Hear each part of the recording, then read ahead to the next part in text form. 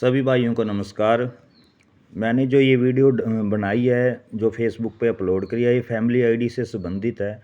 जो भी भाई कानून के जानकार हैं वो इस पर अपने विचार रख सकते हैं।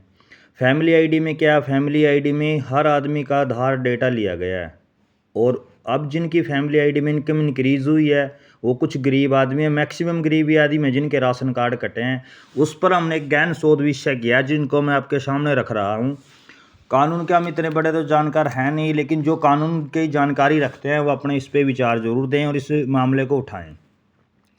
हमने कुछ नोट्स तैयार किए हैं जिनके आधार पर एक है आधार अधिनियम 2016 सेक्शन 7। केवल विशेष योजना, लाभ या सेवा के लिए हमारा आधार जो है अनिवार्य हो सकता है। और राशन योजना जो है वो राष्ट्रीय खाद्य सुरक्षा अधिनियम के तहत हमारा जो आधार है वो लिया जा सकता है। लेकिन पूरे फैमिली आईडी में या किसी डाटाबेस में आधार अनिवार्य नहीं किया जा सकता। ये सेक्शन 7 का उल्लंघन है। राशन का जो आधार है वो पीपी नहीं हो सकता। राशन के नाम पर पीपी में सबका यूआईडी अनिवार्य कर दिया गया। पीपी को हर योजना का गेट बनाना, यह भी एक्ट 2016 के सेक्शन 7 का मिसयूज है। राष्ट्रीय खाद्य सुरक्षा अधिनियम 2013 में पीपी, फैमिली आईडी या किसी भी राज्य स्तरीय डाटाबेस का एक भी शब्द नहीं है। सुप्रीम कोर्ट का जो जजमेंट है वो भी यही है कि आधार फेल होने पर राशन नहीं रोका जा सकता। पीपी गलत होने पर या पीपी फेल होने पर राशन रोकना उससे भी बड़ा उल्लंघन है। राशन सरकार जो तर्क देती है कि राशन कॉन्सिलेटेड फंड ऑफ इंडिया से दिया जाता है। आधार अधिनियम 2016 सेक्शन 7 के अंतर्गत केवल राशन योजना में आधार लेना वैध है, न कि पीपी या किसी डाटाबेस में। अब फैमिली आईडी को हर योजना का गेट बना दिया गया है। जैसे कि राशन तो डिस्ट्रीब्यूट होता है, लेकिन राष्ट्रीय खाद्य सुरक्षा अधिनियम में ये पीपी को जरूरी नहीं है। कहीं भी ये नहीं लिखा कि पीपी से ही राशन मिलेगा। और कॉन्सिलेटेड ऑफ इंडिया से मतलब यहाँ पर होता है जो भारत सरकार या राज्य सरकार हमारे को सहायता देती है, फंड देती है, वो होता है कॉन्सिलेटेड फंड ऑफ इंडिया।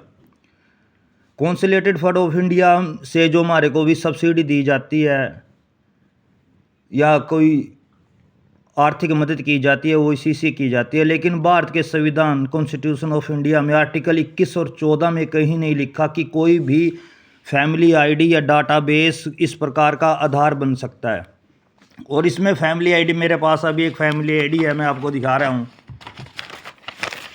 ये फैमिली आईडी है। इसमें ऊपर लिखा है इनकम के कॉलम में इनकम वेरीफाइड, और इसमें नीचे लिखा गया है I hereby give my consent to share Aadhaar with the government of Haryana. इसका मतलब है कि मैं सहमति देता हूँ अपने आधार को शेयर करने की, यानी अनिवार्य नहीं है। इसमें सिग्नेचर लिए जाते हैं हमारे, ये कह के भाई आपकी जो इनकम है वो वेरीफाइड होगी, इस पर सिग्नेचर कर दो। और इसमें ये लिखा भी है सरकार ने, इस पृष्ठ पर प्रदर्शित जानकारी एफडीआर में सत्यापित जानकारी का प्रमाण नहीं है। इस जानकारी को नागरिक संसाधन सूचना विभाग, हरियाणा परिवार पहचान प्राधिकरण पंचकूला द्वारा प्रदान की गई सत्यापित जानकारी के रूप में या किसी कानूनी उद्देश्य के लिए उपयोग नहीं किया जाना चाहिए। उपयोगकर्ताओं को सलाह दी जाती है कि वे संबंधित सरकारी विभाग के किसी भी जानकारी की प्रामाणिकता की जांच करें। यानी सरकार ने जो ऊपर इनकम वेरीफाइड किया है, नीचे लिखा है अभी ये डाटाबेस प्रमाणिक नहीं है, इस पे हमारे सिग्नेचर भी लिए जाते हैं और इसी पे सारी योजनाएं चलती हैं। जब इसमें लिखा ही है सरकार ने भी डाटाबेस प्रमाणिक नहीं है, तो किस बेस पर गवर्नमेंट इसमें इनकम वेरीफाइड कर देती है? आधार की आपको पता नहीं, आपकी परमिशन ली जाती है। तो जो भी कानून का जानकार हो इस पे अपने विचार रखे कि इसमें किन किन सेक्शन, किन किन आर्टिकल के तहत गवर्नमेंट अपनी मनमानी कर रही है। क्योंकि गरीब आदमी का जो फैमिली आईडी गोले की हड्डी बन चुका है। और आप इसके कमेंट में अपने अपने विचार रखें, कोई अच्छा सेक्शन, कोई आर्टिकल सुझाव दें, क्योंकि हमारी टीम जो है बहुत ही जल्दी इस फैमिली आईडी को लेकर जो जो इसमें कानून की उल्लंघना की गई है उनको लेकर राष्ट्रपति साहब और मुख्यमंत्री को एक ज्ञापन देने जा रहे हैं। आप अपने विचार जरूर रखें।